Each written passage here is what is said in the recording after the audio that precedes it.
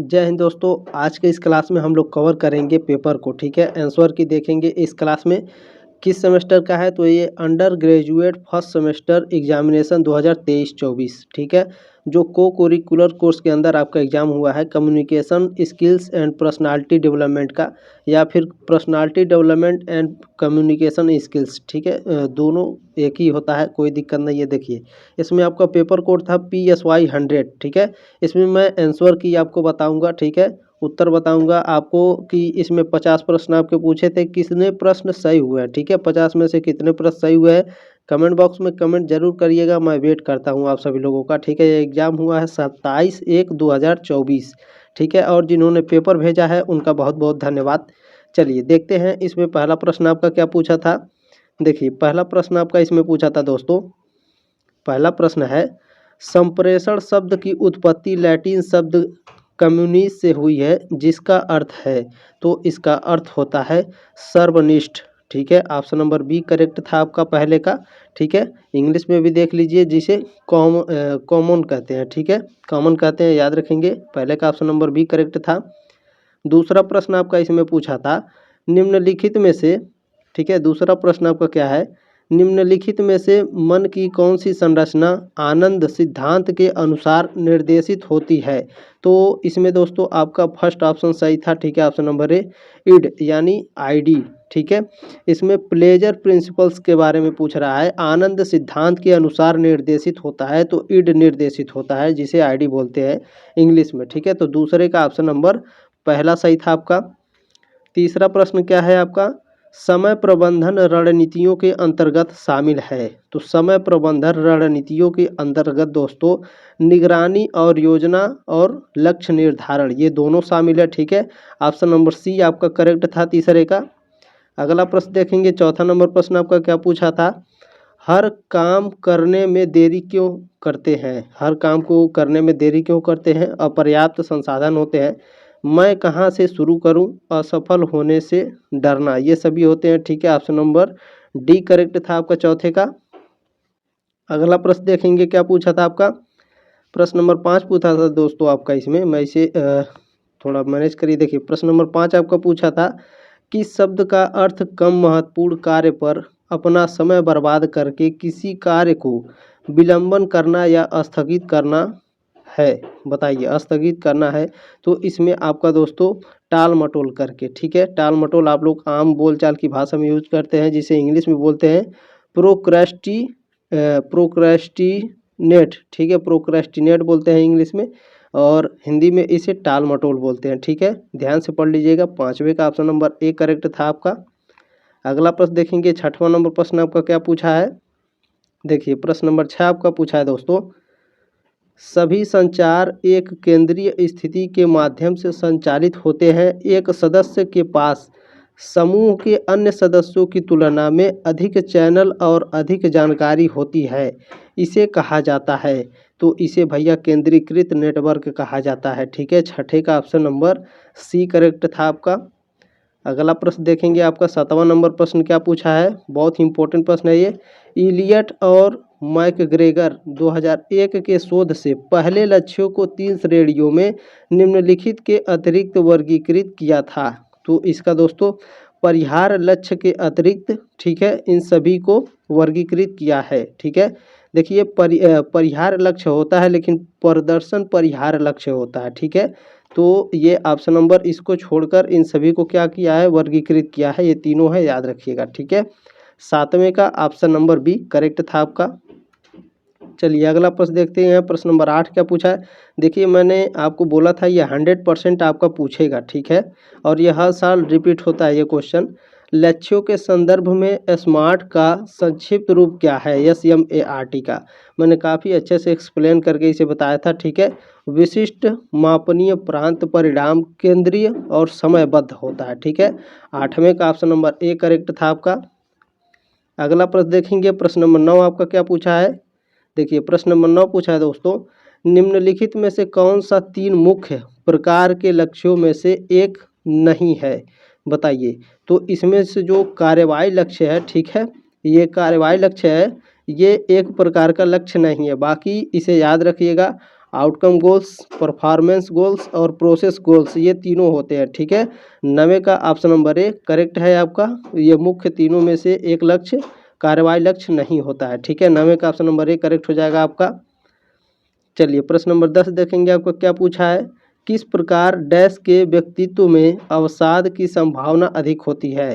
तो दोस्तों प्रकार ए के, ठीक है, प्रकार ए के किस प्रकार के, तो प्रकार ए के व्यक्तित्व में अवसाद की संभावना अधिक होती है। 10वें का ऑप्शन नंबर ए करेक्ट था आपका। चलिए प्रश्न नंबर 11 देखेंगे आपका क्या पूछा है दोस्तों। प्रश्न नंबर 11 आपका पूछा था निम्नलिखित में से कौन सा पंच आयामी व्यक्ति मॉडल का आयाम नहीं है। तो यह दोस्तों कृषकाय है। ठीक है, ऑप्शन नंबर सी करेक्ट है आपका 11 का। अगला प्रश्न आपका क्या पूछा था। प्रश्न नंबर 12 आपका पूछा है किसी व्यक्ति का उसके मूल्य या मूल्य की समग्र भावना को डैश के रूप में जाना जाता है, यह कहा जाता है। तो यह आत्म प्रभारिकता कहलाता है। ठीक है, 12वें का ऑप्शन नंबर बी करेक्ट था आपका। प्रश्न नंबर 13 क्या पूछा था। आलपोर्ट ने इन लक्षणों को 3 स्तरों में वर्गीकृत किया है। किस में वर्गीकृत किया भैया, तो यह आपका वर्गीकृत किया है कार्डिनल, सेंट्रल और सेकेंडरी। ठीक है, कार्डिनल केंद्रीय और गौण। ठीक है, 13 का ऑप्शन नंबर बी आपका करेक्ट था। अगला प्रश्न देखेंगे आपका क्या पूछा था इसमें। देखिए प्रश्न नंबर 14 पूछा है दोस्तों कई व्यक्ति एक व्यक्ति से संवाद करते हैं। ठीक है भैया, परंतु आपस में संवाद नहीं कर पाते हैं, इसे कहते हैं, तो ये इसे स्टार नेटवर्क कहते हैं। ठीक है, 14 का ऑप्शन नंबर ए करेक्ट होगा। जो स्टार नेटवर्क होता है इसे हब बोलते हैं दोस्तों। ठीक है, इससे कई सारे नेटवर्क जुड़े होते हैं। ठीक है, ये आपस में बात नहीं कर सकते हैं सिवाय इसके स्टार नेटवर्क से जो हब होता है। ठीक है, तो 14 का ऑप्शन नंबर ए करेक्ट था आपका। चलिए प्रश्न नंबर 15 क्या है। निम्नलिखित में से कौन सा संप्रेषण का आवश्यक 7CS नहीं है। 7CS एक सिद्धांत होता है। ठीक है, 7 प्रकार के होते हैं ये, तो इनमें ठोस नहीं था। ठीक है, ऑप्शन नंबर सी करेक्ट है आपका 15वें का। ठीक है, ठोस इनमें से नहीं है 7C, बाकी स्पष्टता, सशक्तता और सामान्य है। देखिए 7 प्रकार के होते हैं। ठीक है, चलिए कोई बात नहीं है, क्लास इसका मैं करा नहीं पाया अच्छे से। देखिए 15वें का ऑप्शन नंबर सी करेक्ट है आपका इसमें। ठीक है, चलिए 16वां नंबर प्रश्न है। और ये एक बात और दोस्तों, इस क्लास को शेयर कर दीजिएगा अपने दोस्तों के साथ। ठीक है, जितने भी व्हाट्सएप पर आपके दोस्त हैं। चलिए प्रश्न नंबर 16 क्या है।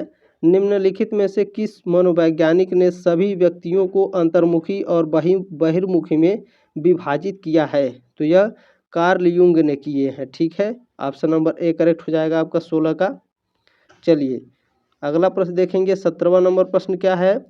स्कूल के घंटों के दौरान बैठक में सेल फोन की घंटी का सही तरीका क्या है।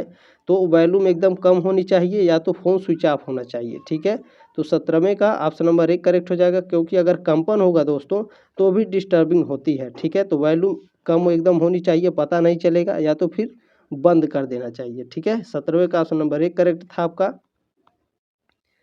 चलिए प्रश्न नंबर 18 क्या है। प्रश्न नंबर 18 आपका पूछा है ईमेल में सभी बड़े अक्षरों का उपयोग करने का अर्थ है। तो आप चिल्ला रहे हैं। ठीक है, बी ऑप्शन आपका करेक्ट था 18वें का। अगला प्रश्न देखेंगे 19 नंबर प्रश्न क्या पूछा है। प्रश्न नंबर 19 आपका पूछा था दोस्तों लक्ष्य निर्धारण के 5 मूल्य सिद्धांत है। तो लक्ष्य निर्धारण के जो 5 मूल्य सिद्धांत होते हैं दोस्तों, स्पष्टता, चुनौतीपूर्ण, प्रतिबद्धता, प्रतिक्रिया, कार्य की जटिलता। ठीक है, 19वें का ऑप्शन नंबर 1 करेक्ट था आपका। प्रश्न नंबर 20 आपका पूछा था दोस्तों किसे अशाब्दिक संचार के रूप में वर्गीकृत किया गया है। तो 20वें का ऑप्शन नंबर डी आपका करेक्ट था, सूंघना। ठीक है, चलिए अगला प्रश्न देखेंगे आपका 21 नंबर प्रश्न क्या पूछा है। आत्मसम्मान का अर्थ है। आत्मसम्मान का अर्थ होता है दोस्तों किसी व्यक्ति का अपने बारे में मूल्य निर्णय। ठीक है, 21 का ऑप्शन नंबर डी करेक्ट था आपका। प्रश्न नंबर 22 आपका पूछा है मनोवृत्ति के विकास में कौन योगदान नहीं देता। तो मनोवृत्ति के विकास में जो योगदान है दोस्तों, यह क्रिया प्रसूत अनुबंध और क्लासिकी अनुबंध। ठीक है, यह मनोवृत्ति के विकास में योगदान नहीं देते हैं। 22 का ऑप्शन नंबर बी करेक्ट था। अगला प्रश्न देखेंगे 23 नंबर क्या पूछा है। औपचारिक संप्रेषण कितने प्रकार के होते हैं? How many type of formal communication are there? तो ये 4 प्रकार के होते हैं, ठीक है। 23 का ऑप्शन नंबर बी करेक्ट था आपका। चलिए प्रश्न नंबर 24 आपका क्या पूछा है? देखिए 24 नंबर प्रश्न है, डैश के अंतर्गत इस बात पर ध्यान देना शामिल है कि व्यक्ति जो कहता है उस पर अन्य लोग क्या कह रहे हैं और उस पर क्या उचित प्रतिक्रिया दे रहे हैं। तो कम्युनिकेशन का ये फेवरेट क्वेश्चन है, हमेशा पूछता है, ठीक है। लिसनिंग, ठीक है, सुनना सबसे बेहतर है कम्युनिकेशन के अंतर्गत। तो आपका ऑप्शन नंबर बी करेक्ट था इसमें, ठीक है। 24 का ऑप्शन नंबर बी करेक्ट है।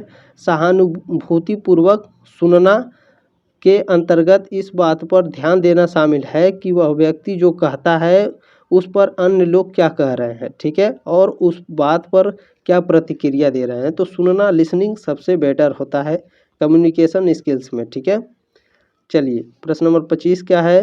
क्रियापशुत अनुबंध में हम लोगों के डैश दृष्टिकोण को बनाने पर निर्भर करते हैं। तो सकारात्मक और नकारात्मक पुनर्बलन, ठीक है। 25 का ऑप्शन नंबर 1 करेक्ट है आपका। चलिए 25 में मुझे थोड़ा डाउट है दोस्तों, ठीक है। इसका ऑप्शन नंबर बी भी करेक्ट हो सकता है, बाकी आप लोग कमेंट करके बताइएगा। मैं इसमें थोड़ा कंफ्यूज हूँ, ठीक है। बाकी आप लोग बताइएगा इसमें से कौन सा सही है। 25 का कौन सा ऑप्शन आप लगा कर आए हैं, जिस पर ज़्यादा वोटिंग होगा वो ऑप्शन सही होगा, ठीक है। चलिए 26 नंबर प्रश्न क्या है आपका? निम्नलिखित में से कौन सा कारक व्यक्तित्व को प्रभावित करता है?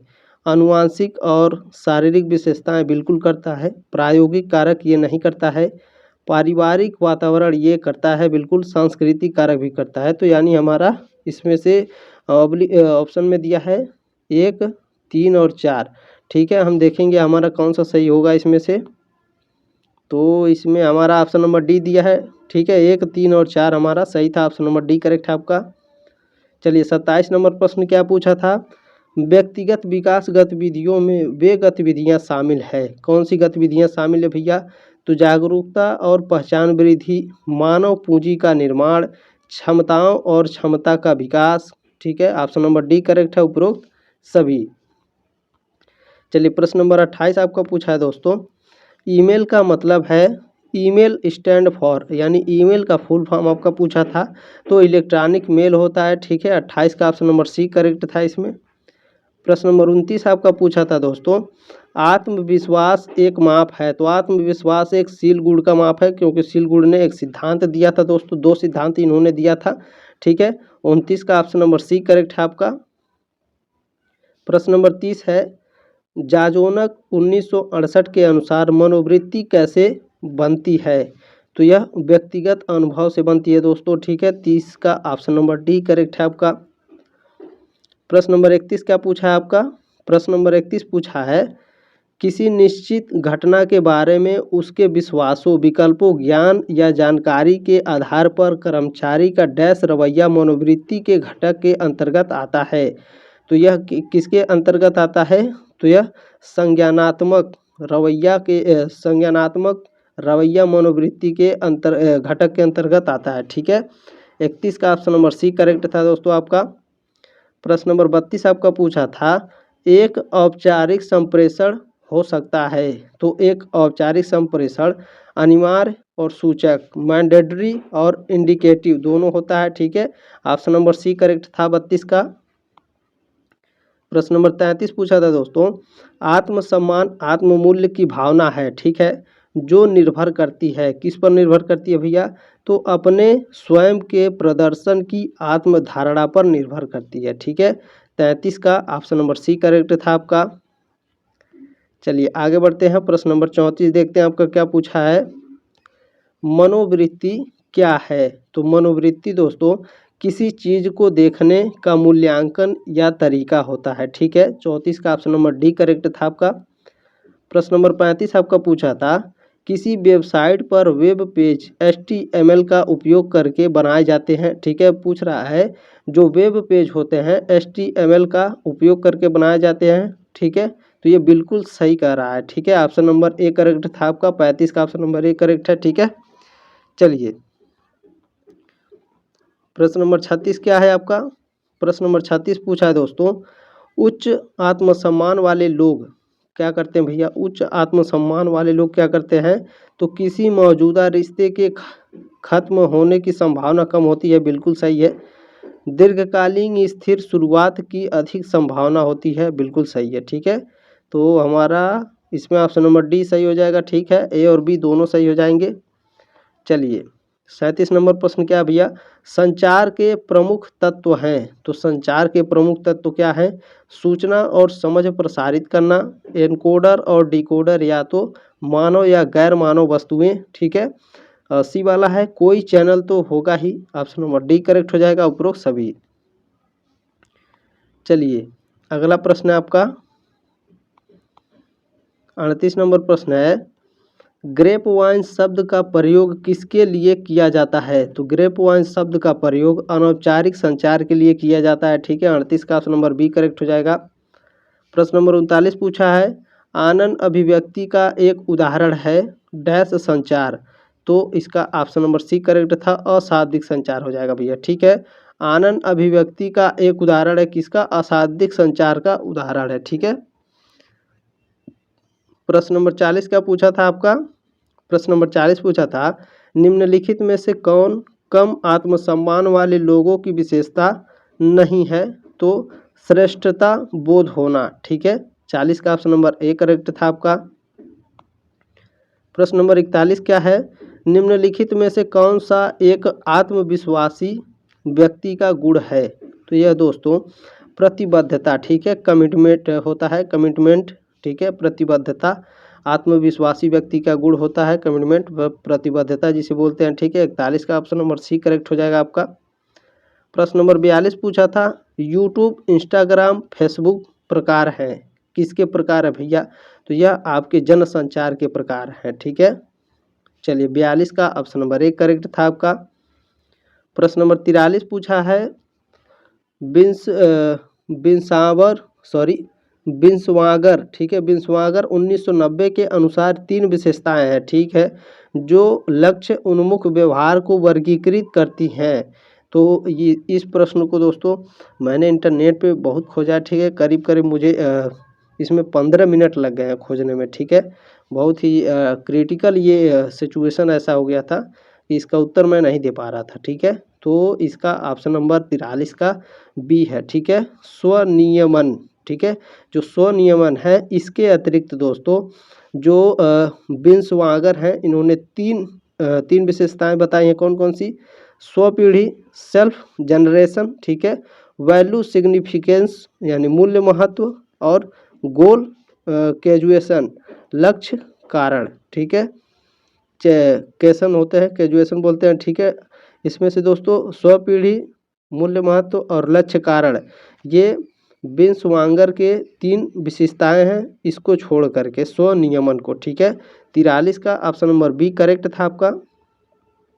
चलिए प्रश्न नंबर 44 का पूछा आपका, निम्नलिखित में से किसे आत्मसम्मान के प्रमुख तत्वों में शामिल नहीं किया जा सकता है।